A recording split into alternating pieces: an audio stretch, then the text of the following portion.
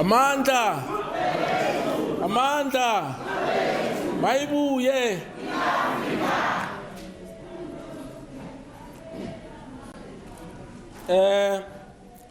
Program Director,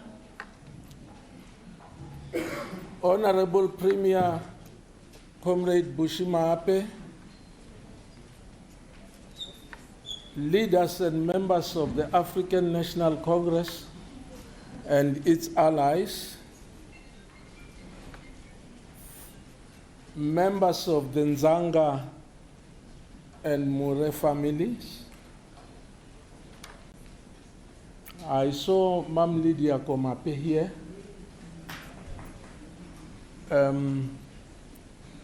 Aksawubona mina. Matlo asabona handle. Le nna se ke godile tshwana le wena. Comrades, today Comrade Rita walks in the company of Beyers Nodie, Elliot Chabangu, Sam Poloto, Lawrence Ndzanga, Mary Moodley, Liz Abraham, and Joe Gabi. She walks in the company of the many giants on whose shoulders we stand.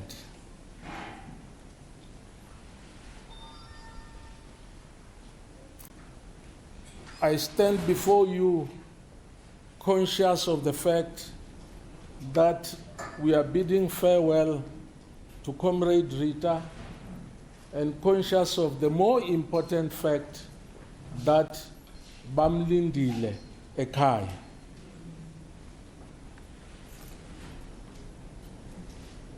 The ANC could not have given me today a more difficult task. It's a task I undertake mindful of the fact that there are many more other comrades who are better suited than I am to undertake the task of writing a testimonial for Comrade Rita. Here we are talking about a comrade of long standing, one whose long life was spent in the trenches of struggle. We of the ANC approach this farewell to Comrade Rita with mixed emotions. Her departure engenders a feeling of enormous loss. Yet we celebrate her presence at most landmark moments of the development of the struggle for progressive change in our country. In her, we had a veteran of many battles. She was there during the Defiance Campaign of 1952. She was there when our democratic present was envisioned in 1955. If you look at some of the publications of the ANC, historic ones like Sichaba, you will see a young girl outside court holding a placard written, "Hands off our leaders." That was Comrade Rita in 1956 during the treason trial.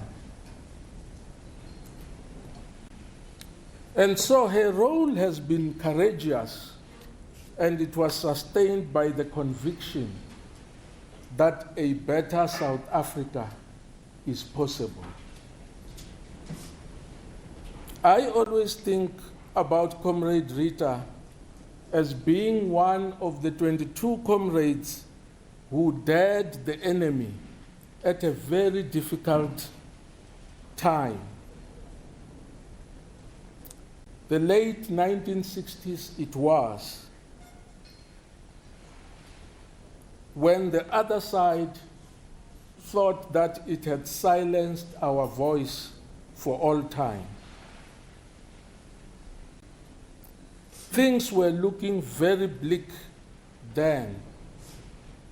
Part of the leadership was in jail and in exile.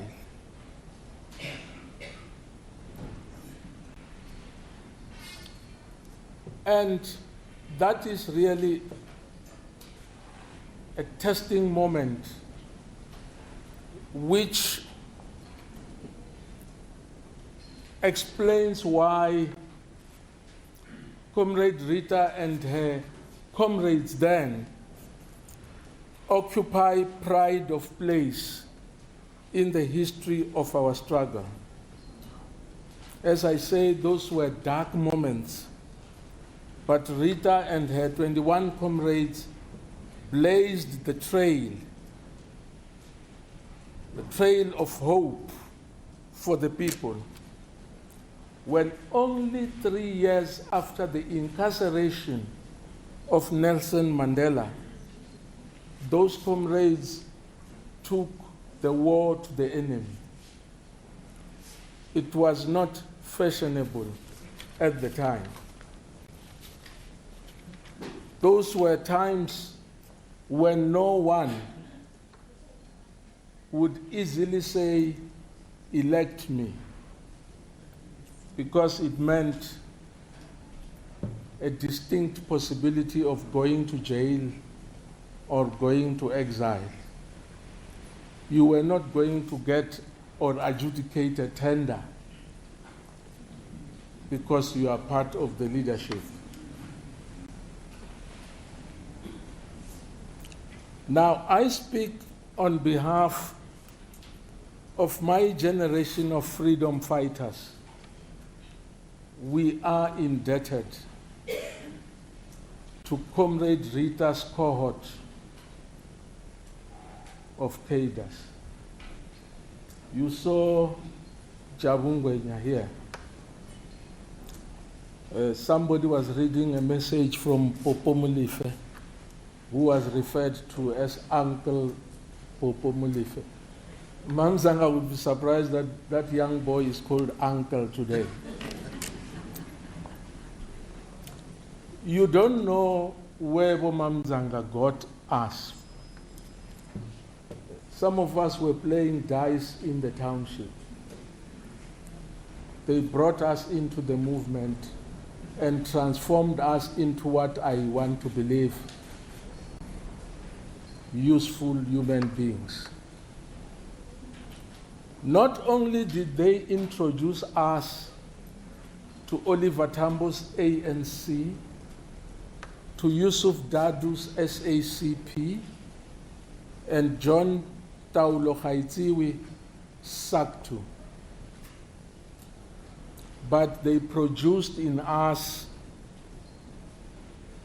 pallbearers for the regrouping of the movement.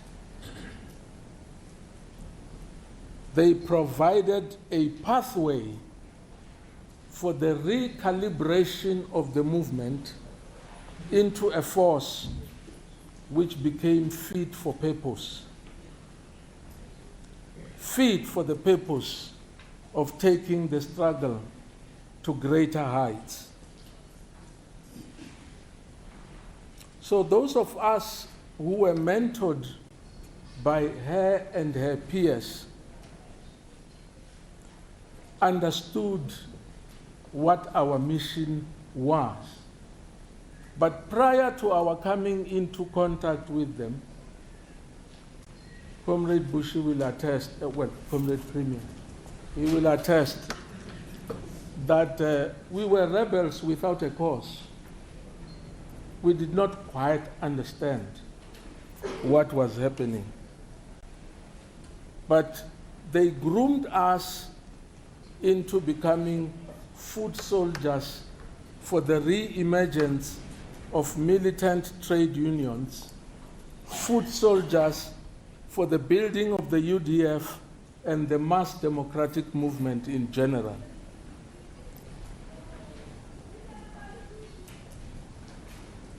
It was not just another movement. Someone was saying last week that to her last days, Comrade Rita would still find time, defy her ill health, and undertake a door-to-door mission of talking to the people about that which aches them.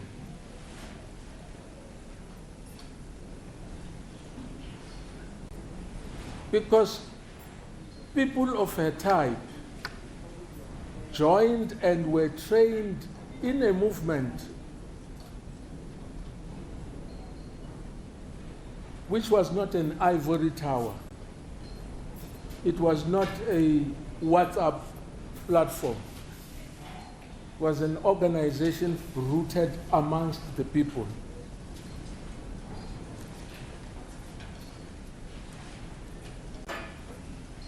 I think I can also claim, like she would do, that we actually joined the ANC when it was not very popular. If we had 50 people at a mass rally, that was an achievement. I'm talking about the time into which they initiated us into the ANC. We were fewer. Comrade Chair of the ANC in Gauteng, we were fewer, but better. So the ANC grew in stature. It was small, but more influential than the big ANC is today. It was influential in the country, on the rest of the continent, and globally. That explains why in 6 successive elections, national and provincial elections, the ANC emerged as the party of choice for the masses of our people. Comrade Rita leaves us at a time when we are not quite in the space where we want to be. The bond of trust between our organization and the people is becoming less tight. That explains the indignation with which she left this planet. It is clear that the further away we move from 1994, we begin to see a reversal of the gains we made during the days of struggle.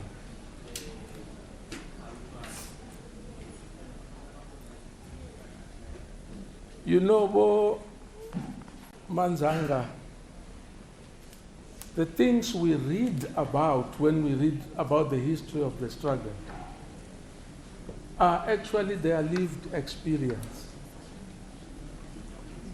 She lived the ethos of non-racialism. There's a message that I saw written by one Jenny Kagan, who talks about her lived experience in the trenches with Comrade Rita. I know that the two of them worked very closely with Bayas Nodia. She worked with Shanti Naidu and Helen Joseph.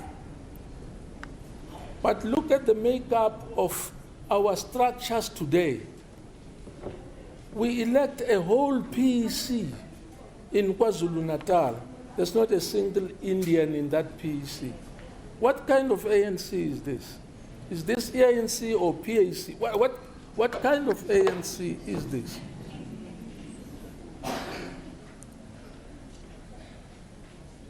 How does it square up to the demographics of our country, this ANC that we are building? So our effort at progressive change is losing momentum.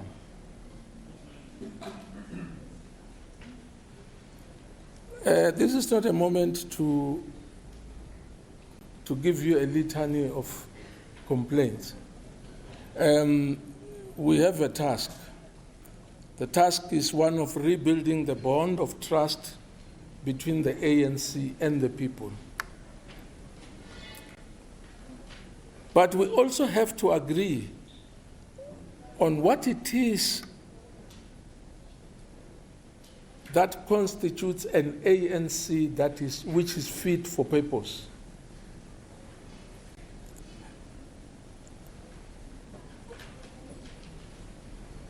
As I said, we are not quite in the space where we wish to be.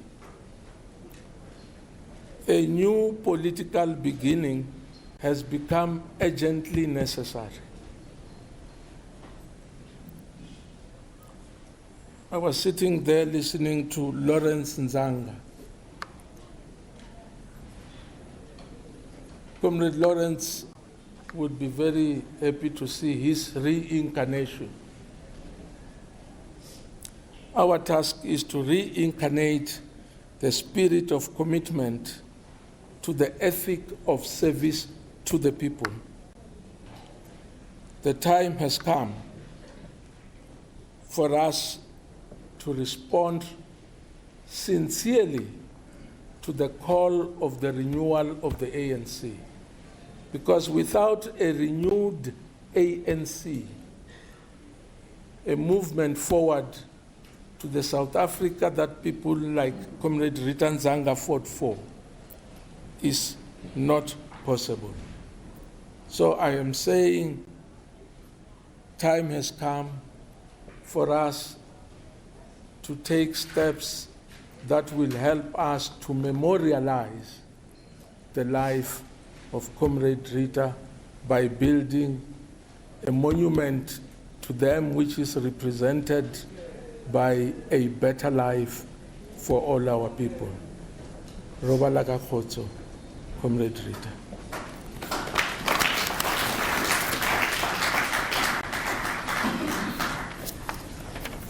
Ralebo haholo, our ANC stalwart Ntate, Dr. Sydney Mufamadi. Let me also acknowledge in our presence stalwarts and activists who some of them found refuge kontlung ya mme Rita Ndzinga. Ke bua ka bo Comrade Baby Jawa, we have them here in our midst. Bo Comrade Jabungwenya, bo Comrade O'Hara Diseko, bo Comrade Nandi Mayatula Koza, bo Comrade Leadership Ehlahang Johannesburg. Babang also grew up endlini ka Mama Rita, bo Comrade Bandile Masuku. Today they are doctors, babang ki di commissioners. We also have representation from the Johannesburg REC led by Comrade Loiso. We also have Deputy Minister Pinky Muloi amongst in our midst. We also have got veterans from the province of Gauteng, Bomme Sina, Bomme Catherine, Hapeli community, Yako Ward 15, Sinawane, where Merita used to stay. Kiwarali Dr. Comrade Gwen there at the back. Ushale kamazaza wipatiling bonile. Yes, these are comrades that bebe busy no Mam Ndzanga. We also have got our MEC from Gauteng, Ntate Panyaza Lisufi, also acknowledging the Premier of Northwest and the whole community, Yamona Ga Mogapa, and all the comrades that have joined us this morning. I will now request the platoon to remove the flag as we prepare for the SAPS to also drape Mama, as it was declared that it is a special official funeral category 2. Comrades, after removing it, will request Comrade Sydney to hand over the flag to the family. Platoon.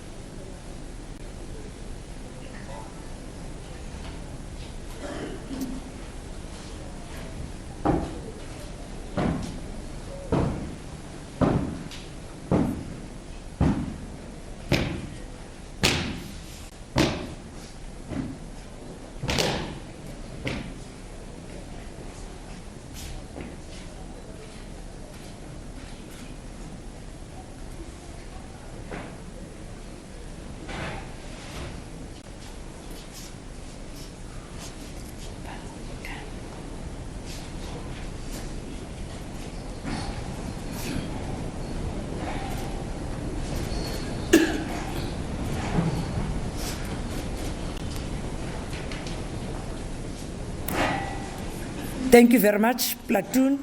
You may be released whilst Mfundisi goes and bless the coffin of Mfundisi.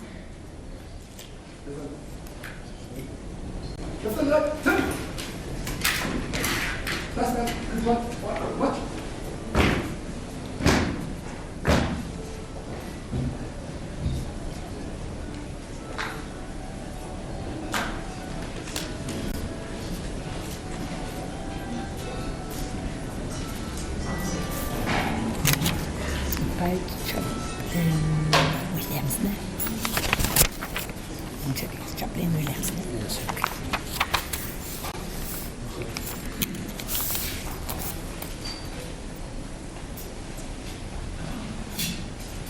I will now invite Chaplain Williams to come and deal with the citation and all the various procedures that really demonstrate to us that we're in an official funeral. Chaplain?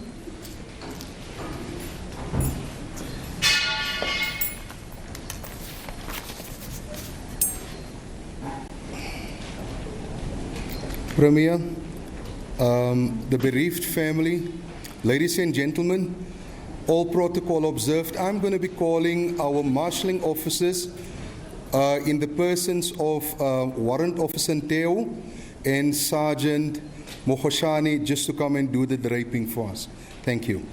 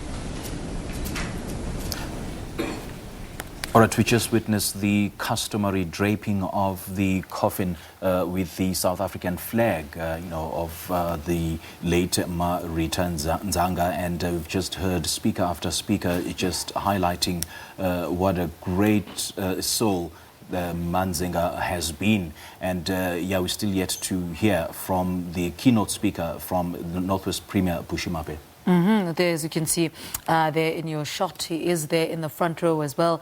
With there next to him, there at the corner is Panyaza Lesufi is also there. He's going to represent the Gauteng government there as a speaker, and then Bushimape there in his capacity as Northwest Premier there. So those are some of these speakers that will speak today. And remember, we will carry it live for you as well as on the agenda and all the programs going forward.